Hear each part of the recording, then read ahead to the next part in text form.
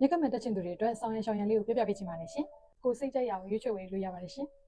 မြက်ကမှန်တက်တော့မယ်ဆိုရင်အရေးကြီးဆုံး一ချက်ကပထမဆုံး ice clinic ကိုသွားပါမယ်ရှင်။ဒါလေးကတော့ရီဒွန်ကီကနေဝယ်လာတဲ့ဟာလေးပေါ့နော်။ ICT မှာဝယ်လာတဲ့ဟာလေးကတော့ပုံသွားပြီ။တက်တော့မယ်ဆိုရင် daily monthly ဆိုပြီးတော့ရှိတယ်။အားလုံးပဲမင်္ဂလာပါရှင်။ရီဖြစ်ပါတယ်။ရီဒီနေ့ sharing လုပ်ပေးခြင်းတဲ့အကြောင်းအရာလေးကတော့ဂျပန်နိုင်ငံမှာမြက်ကမှန်တက်တော့မယ်ဆိုရင်ပထမဆုံးအနေနဲ့ဘာတွေလုပ်ဆောင်အောင်လဲဘာတွေလုပ်အပ်မလဲဆိုတဲ့အကြောင်းအလေးကိုပြပြပေးချင်ပါတယ်ရှင်။ပထမဆုံးအနေနဲ့ဆိုရင်တော့ ice clinic ကိုသွားပါမယ်ပေါ့နော်။ ice clinic မှာလုံးပါဝါကိုစစ်ပေးရမယ်ပေါ့နော်။လုံးပါဝါစစ်ပေးတဲ့အခါမှာသူတို့တွေကနေပြီးတော့မှဒီလိုစာရွက်လေးထုတ်ပေးလိမ့်မယ်ပေါ့နော်။ဒီလိုစာရွက်လေးရတဲ့အခါကျရင်ဝယ်လို့ရပြီပေါ့နော်။ဒီအစက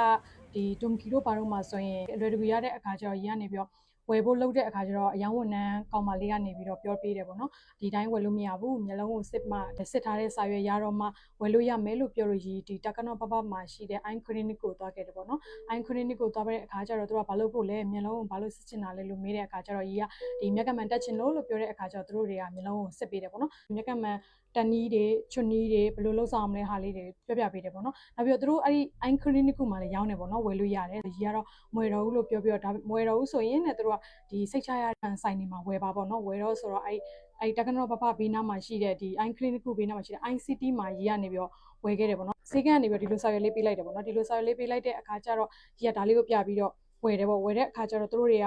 တကယ်လို့ power ရှိတဲ့လူတွေဆိုရင်ဒီ power အတိုင်းကိုမှာပေးတယ်ပေါ့နော်ရီကကျတော့ power အဲ့လောက်မရှိဘူးဆိုတော့သူတို့တွေကဒီမှာသူတို့ဆိုင်မှာရှိတဲ့ဘလိုဟာလေးလိုချင်လဲဘာအရောင်လေးလိုချင်လဲပေါ့ color နဲ့လိုချင်လားဒါမှမဟုတ် color မဟုတ်ဘဲနဲ့ natural ရောင်လေးပဲလိုချင်လားဆိုပြီးတော့သူတို့ကပြောရီက color လေးနဲ့လိုချင်တယ်ဆိုပြီးတော့ color လေးနဲ့ပထမဆုံးဝယ်ခဲ့တယ်ပေါ့နော်နောက်တစ်ခေါက်ကျတော့ရီကဒွန်ကီမှာဝယ်တယ်ပေါ့နော်ဒွန်ကီမှာဝယ်တဲ့အခါကျတော့ကိုလိုချင်တဲ့အရောင်ကလေးကိုရွေးပြီးတော့အရောင်ကောင်တာကိုသွားတဲ့အခါကျတော့အဲ့ရဒီစာရွက်လေးတောင်းတဲ့အခါကျတော့ဒီလိုစာရွက်လေးပြလိုက်တယ်ပေါ့အဓိကတော့သူတို့ဒီလိုမျိုးဒီ ice clinic ကိုသွားထားပါတယ်ဆိုတဲ့ဟာလေးကိုအဓိကပြနိုင်ရပြီပေါ့နော်လက်မှတ်လေးပါတဲ့အခါကျတော့မှကျောင်းပေးတာပေါ့နော်နောက်တစ်ခုပြောပြပေးချင်တာကပေါ့နော်ဒီမျက်လုံးပါဝါရှိတဲ့သူတွေအနေနဲ့ကတော့ပေါ့နော်ဒီမျက်မှန်ဆိုင်တို့မျက်စိစေးကန်းတို့ဘာတို့မှာကိုယ့်ရဲ့ဒီ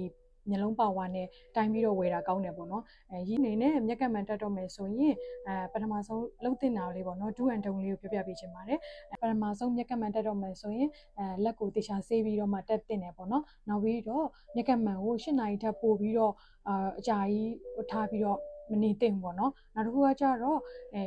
တကယ်လို့မျက်ကမှန်တက်တော့အချိန်မှာကိုယ့်ရဲ့မျက်လုံးကနာကျင်တာ